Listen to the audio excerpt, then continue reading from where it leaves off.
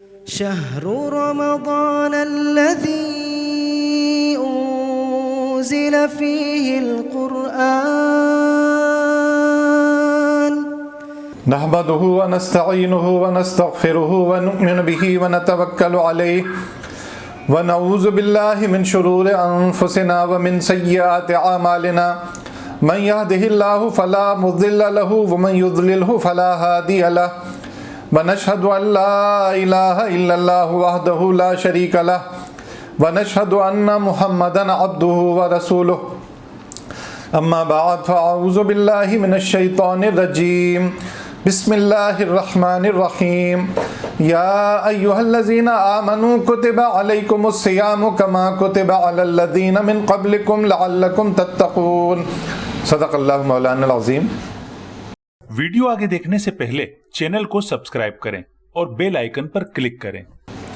اللہ رب العالمین سورہ بقرہ کی اس آیت مبارکہ میں ارشاد فرماتے ہیں، اے لوگوں جو ایمان لے کر آئے ہو، تم پر روزے فرض کیے گئے ہیں جس طرح تم سے پچھلی امتوں پر روزے فرض کیے گئے تھے، اور یہ روزے تم پر اس لیے فرض کیے گئے ہیں تاکہ تمہارے اندر تقوی پیدا ہو، اور امید ہے کہ تمہارے اندر تقوی پیدا ہوگا۔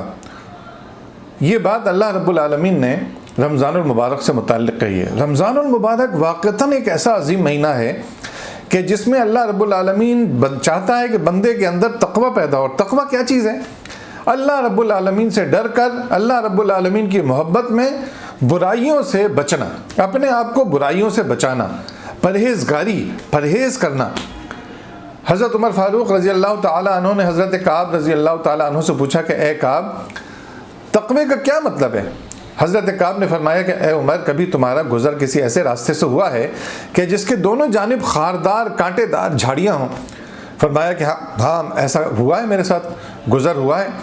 تو فرمایا تم کیا کرتے ہو؟ حضرت عمر فاروق رضی اللہ تعالیٰ عنہ نے فرمایا کہ میں اپنے دامن کو بچا لیتا ہوں، سمیٹ لیتا ہوں، میرا کپڑا کانٹوں میں نہ الجھے اور میں بآسانی نکل جاؤں، اپنے آپ کو بچا کر نکال لیتا ہوں۔ فرمایا کہ بالکل ایسا ہی ہے، تقوی بالکل یہی ہے کہ شیطان کے بہکاوے سے اور اپنے نفس کی خواہشات جو برائی کی جانب لے کر جاتی ہیں ان سے اپنے آپ کو بچا کر نکالنا اللہ رب العالمین کی خاطر، اللہ رب العالمین کے لیے، اللہ رب العالمین کے ڈر اور محبت کی وجہ سے، یہی تقوی ہے۔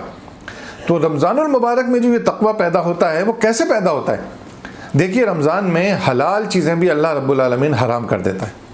کھانا حلال ہے لیکن روزے کے درمیان یہ حرام ہو جاتا ہے۔ پینا حلال ہے لیکن پینے کو بھی اللہ رب العالمین منع کر دیتا ہے، تم پی بھی نہیں سکتے ہو۔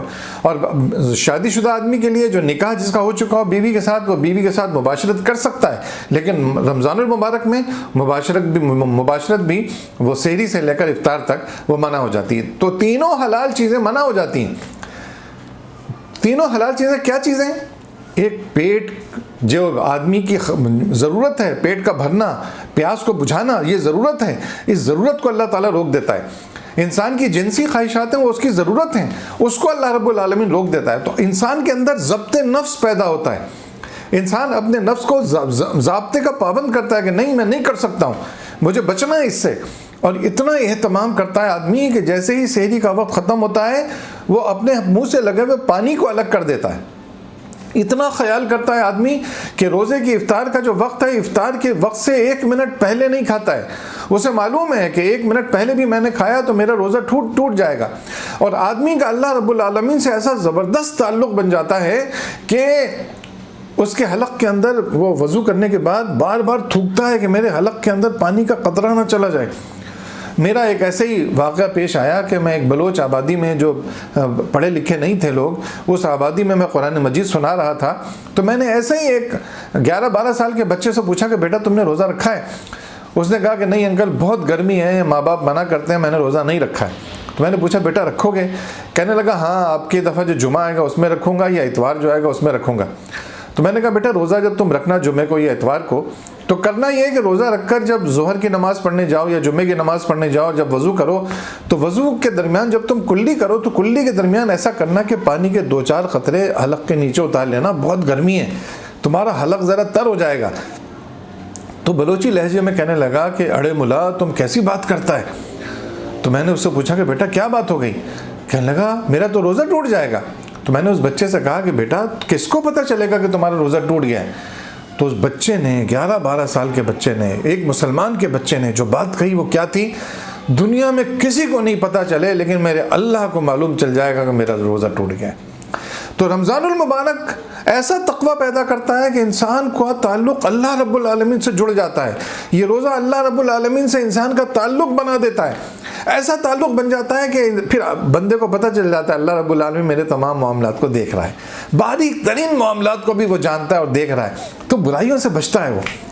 اسی لیے یہ مہینہ تقوی کا مہینہ ہے، تقوی کی صفت اپنے اندر پیدا کرنے والا مہینہ ہے۔ جب آدمی حلال چیز سے رکتا ہے تو حرام سے بھی بچنے کی کوشش کرتا ہے۔ رمضان المبارک سے پہلے سے اس نے اس بات کی کوشش کی کہ وہ جھوٹ نہ بولے، رمضان المبارک سے پہلے سے اس نے کوشش کی کہ وہ حرام نہ کھائے، اپنی نگاہوں کو بچا کر رکھے، کسی پر ظلم اور زیادتی نہ کرے، لوگوں کے ساتھ بھلائی کرے۔ اور رمضان المبارک میں تو رسول اللہ صلی اللہ علیہ وسلم کا بھی ہاتھ بالکل کشادہ ہو جاتا تھا۔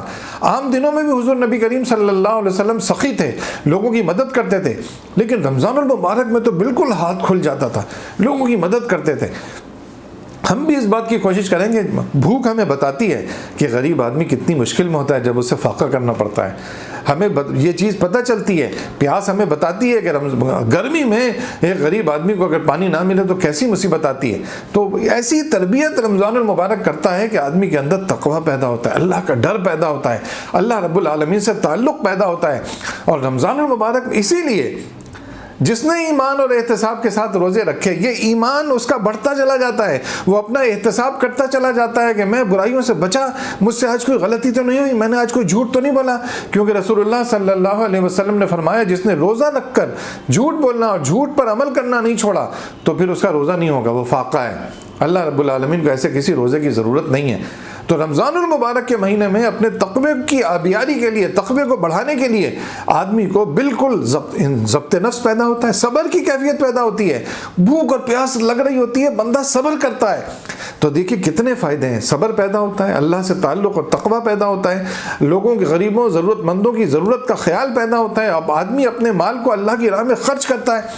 اب دیکھیے نا، جو فرض ادا کرتا ہے آدمی وہ 70 گنا بڑھ جاتا ہے، تو اللہ کی راہ میں آدمی جب خرچ کرے گا تو 70 گنا بڑھ جائے گا، کتنا اللہ رب العالمین اجر دیتا ہے۔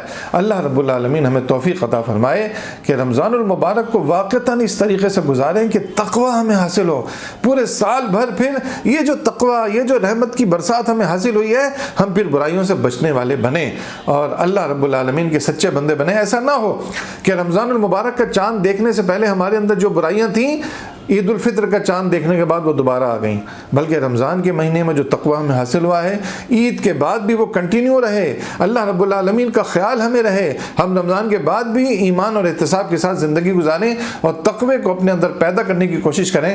اقول قولی ھذا استغفر اللہ لی ولکم ولسائر المؤمنین وآخر دعوانا ان الحمد للہ رب العالمین۔